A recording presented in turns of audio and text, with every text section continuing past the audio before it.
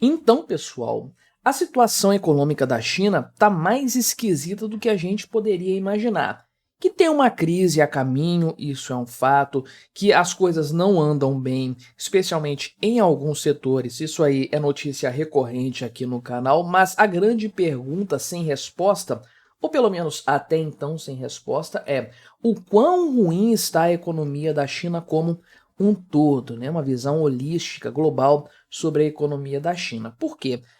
Inexistem dados que sejam fidedignos por parte do Partido Comunista Chinês, né? Governo comunista ditatorial, você sabe como é que funciona. Você nunca tem certeza de absolutamente nada e você nunca sabe o estado caótico da economia até que a coisa desaba por completo, o edifício vem ao chão, né? Então, essa notícia aqui do site The Economist traz exatamente isso, uma análise muito interessante, muito aprofundada aqui. A gente vai dar uma pincelada, uma analisada aqui, porque, de fato, né, o meu inglês é precário demais para conseguir decifrar tudo que está aqui, um texto muito técnico, né, muito cheio de informações interessantes, mas vale a pena conferir isso aqui, até porque essa informação que saiu agora no The Economist, poucos dias, vem de forma bastante consoante com algumas notícias que a gente tem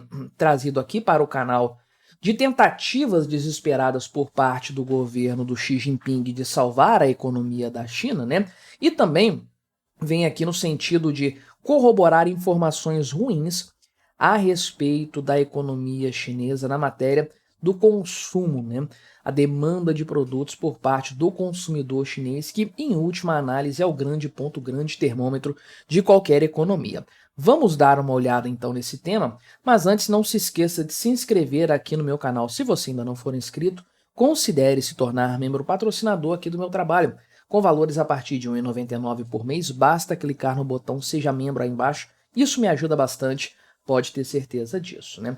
Então, essa notícia aqui foi repercutida pelo Estadão, mas eu não consegui quebrar o paywall lá do Estadão e não consegui quebrar o bendito, aliás, consegui quebrar o bendito do paywall do The Economist aqui, só que eu não consigo traduzir a página aqui dentro, né? Então, para ter uma leitura plena aqui, vamos dizer assim, do texto, mas eu traduzi algumas partes aqui e tudo mais. Primeiro, eu vou falar dessa questão aqui da inflação, de fato, ao consumidor, né? Lá na China. Porque sim, houve inflação 0,6% no mês de agosto, né? Ah, isso aqui é algo ruim? Esse é o problema que está tendo inflação? Não, o governo quer que tenha inflação. Acontece que ela está baixa, né? Inclusive aqui, isso é o preço ao consumidor. O preço ao produtor caiu, né? Está caindo de forma recorrente, né? Inclusive mês após mês, o que é um problema. Por que isso aqui é um problema, né? Olha só, caiu 1,8% no intervalo de 12 meses, né? Deflação de 1,8% no preço ao produtor. Por que isso é um problema? Se essa queda nos preços viesse de uma situação sazonal, né? Você tinha ali escassez de um produto, agora você tem uma oferta maior dele corrigindo um aumento que teve lá atrás, ou se você tem uma produtividade que está crescendo e que permite às empresas vender os produtos mais baratos mantendo a margem de lucro, tudo isso explica bem uma deflação. O que acontece na China? Por que tem deflação lá? Por que tem queda de preços? Porque não tem demanda. As pessoas não estão comprando. E começa lá na ponta, né? O consumidor não compra, aí o estoque do atacadista fica muito grande, o atacadista não compra, aliás, do varejista, né?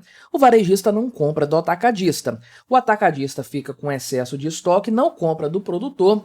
O produtor fica com excesso de subsídios ali, porque não está produzindo na quantidade de antes, não compra dos seus fornecedores. E aí você tem um excesso de oferta em todos os setores da economia. Por que o preço ao produtor está caindo? Porque o produtor não está comprando os subsídios para fazer a sua produção, não naquela intensidade de antes. Então, seus fornecedores têm que abaixar os preços para conseguir desovar o material.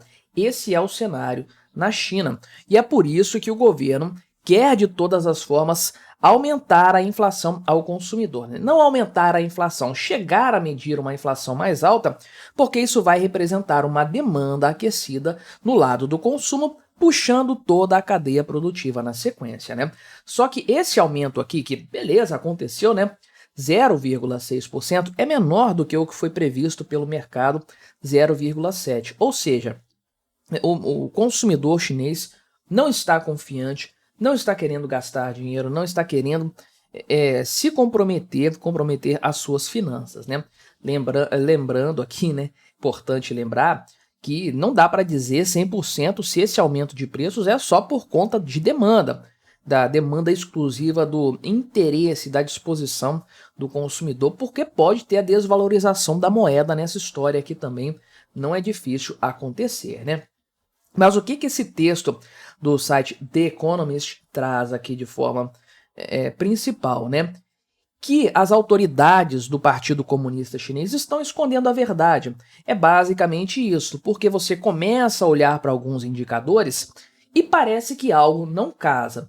Já falei, sei lá, dezenas de vezes aqui no canal do exemplo lá de um especialista brasileiro em assuntos econômicos chineses, chamado Roberto Dumas Damas, que ele deu um exemplo lá atrás, sei lá, 2013, não, provavelmente 2016 por aí, a respeito do crescimento econômico da China. Um ano lá em que o crescimento do PIB que o governo divulgou foi de 7%, mas o crescimento do consumo energético foi de 0,5%. Como que a economia cresce 7% e o consumo de energia não cresce numa proporção pareável com essa aí, né?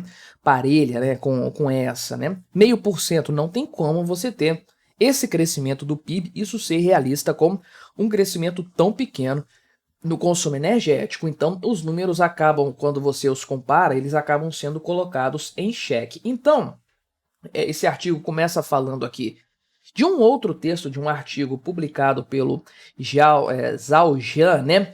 Que ele é um economista muito respeitado, entende muito de temas aí da China e tudo mais, e ele falou o seguinte, né? Ele falou que o governo não estava fazendo o que era muito esforço para estimular a economia. Ele entendia que o governo chinês tinha que estimular mais a economia para evitar um colapso aí e tudo mais, né?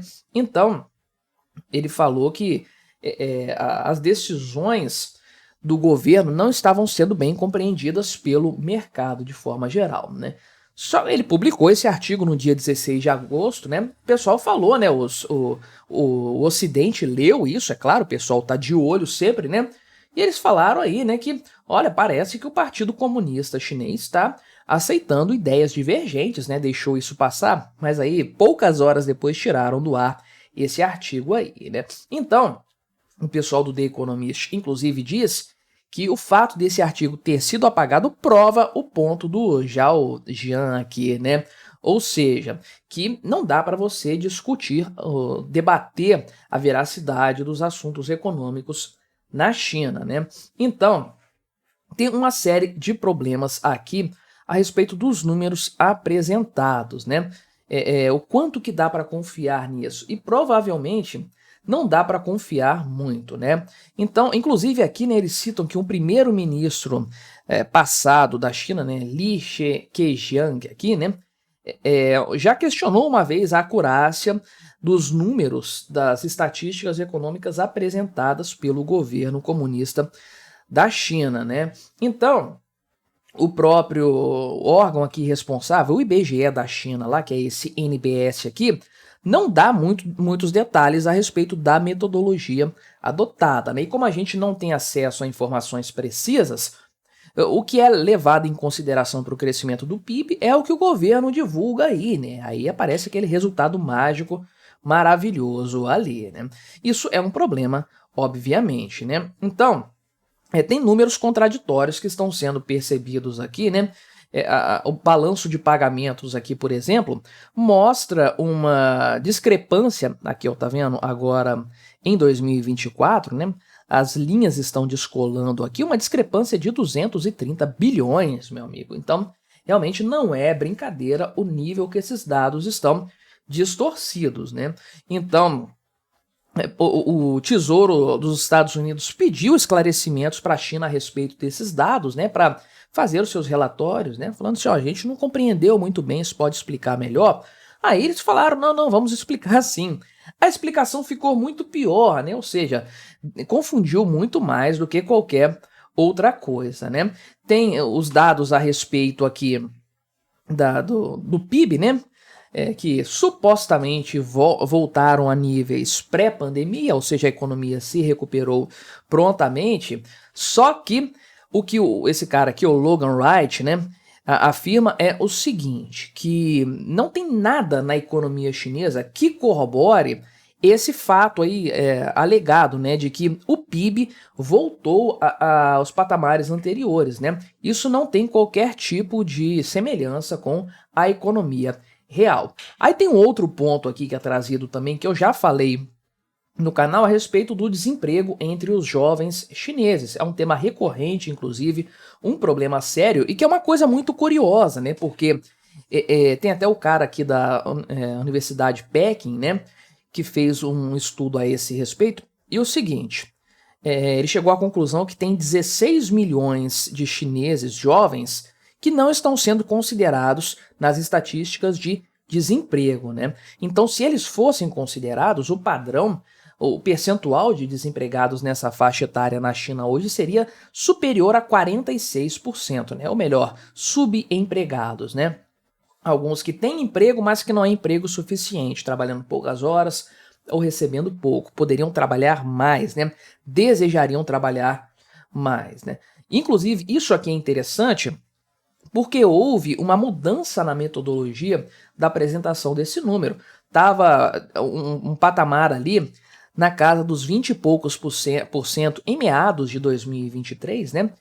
E de repente pararam de divulgar esse número. O governo chinês parou de divulgar esse número aí, estava subindo muito. Voltou uns 4 meses depois com o número lá embaixo. Macetearam legal os dados. É impressionante, né? Então, o artigo aqui do The Economist fala que o pessoal fica aplaudindo a economia, todo mundo tem que falar que tá bom, né? Os dados são inquestionáveis, pelo menos em público, né?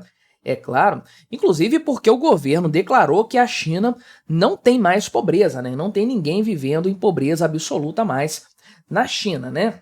E aí, o pessoal pergunta, pô, mas tem 1 bilhão e 200 milhões de habitantes na China, será que eles conferiram todo mundo para saber se não tem ninguém na pobreza mesmo? Será que esses dados são confiáveis, né? Além disso, tem aqui a questão do próprio cenário da habitação, né? Os imóveis, o setor imobiliário aí, que obviamente não se recuperou, não está nos patamares antigos e é um maior, talvez, o maior problema da economia chinesa hoje aí, inclusive, né? Então, qual é a chance dos dados apresentados hoje pela China, pelo governo comunista chinês, serem realistas? Não há chance alguma disso ser real. O problema é, os dados que o governo está apresentando hoje não são nada convincentes, são dados ruins, decepcionantes para o mercado. Ou seja, a realidade é muito pior do que isso. Talvez a China já esteja mergulhada numa crise e a gente só não sabe ainda, mas a verdade sempre vem à tona. Mas me diga aí, o que você achou da minha análise? Colabore com o nosso debate, deixe aí o seu comentário, se inscreva no meu canal se você ainda não for inscrito e até a próxima.